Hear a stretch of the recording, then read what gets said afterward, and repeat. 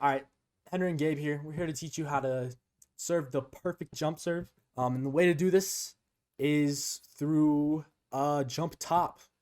This is a super aggressive serve used highly in college and upper levels of volleyball. So what we want to talk about first here is the approach.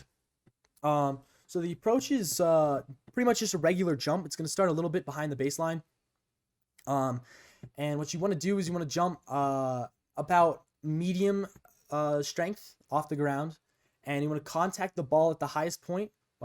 You really want to take a three-step approach on most jump serves. Some players do four, some players do two, but three-step is a really good happy medium. So the first step you're going to take is with your left foot if you're right-handed. And this is just a pace step. This is where you're going to toss your ball. And then the second step is going to be a much larger penultimate step with your right foot.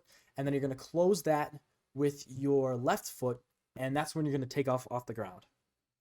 Once the player has taken their two steps, they should plant their dominant foot and swing their arm back and forth to make contact with the ball. You're going to want to flick your wrist over the top in order to create that topspin. All right. So now it's time to talk about airflow, momentum, and the Magnus effect. Oh wait, roll it back. Momentum is essential to generating force, and to achieve a greater height and distance while you're jumping. So in addition to speed, a person can increase their momentum by adding more mass to their body. So that's why weightlifters are so good at jumping, is because they have so much muscle mass. The Magnus effect is a phenomenon that occurs when a spinning object is moving through a fluid, like air. Even though air is technically a gas, but a fluid like an air or a gas is what it's talking about. So pretty much, physicist Gustav Magnus first described this effect in the mid-90s. In these videos, the Magnus effect obviously applies because of the, especially in this one on the left, you can see the way he hits the ball is dropping much quicker than it should be, and that's because the forces acting on it are pulling that ball down towards the ground.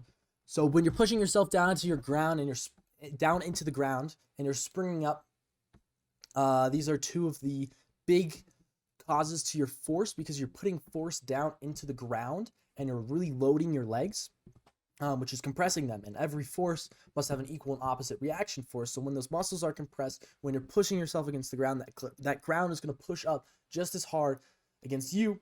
So you're going to fly high into the air when you jump. The Magnus effect occurs due to the interaction between the air around the ball and the spinning topspin. As a ball spins forward, the air coming perpendicular to the ball's direction is colliding with the air particles being flung forward because of the topspin. And as air coming perpendicular to the ball goes under the ball, the topspin pulls it up and around. This creates two pressure zones, a high pressure zone on the top and a low pressure zone on the bottom. The ball will want to follow the lower pressure zone, which will cause it to dive down.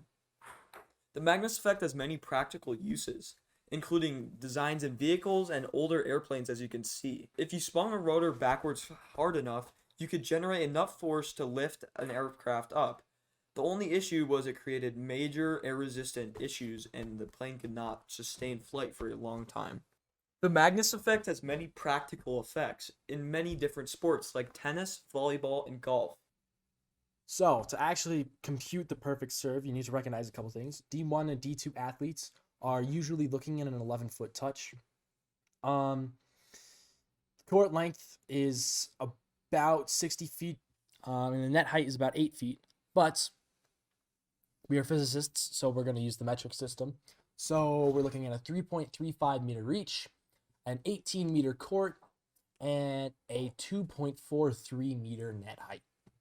Gravity pulls down at 9.8 meters per second per second. The horizontal velocity is equal to the displacement over time. So the vertical velocity is equal to Vy. Vy being the velocity in the y-axis. And then it is equal to Vy0, which is the initial vertical velocity, minus gravity times time. And then for force, we have the equation force equals mass times acceleration, which is also just displacement divided by time divided by time. And then here we have a Magnus equation for force. So force, this capital F, is equal to the equation of a sphere times two vectors, W and V. So what's inside the parentheses is basically relating to the spin. It's talking about the velocity of the air, or the medium that it's traveling through, and the spin on the ball. And that is how we get the equation for force of the Magnus force.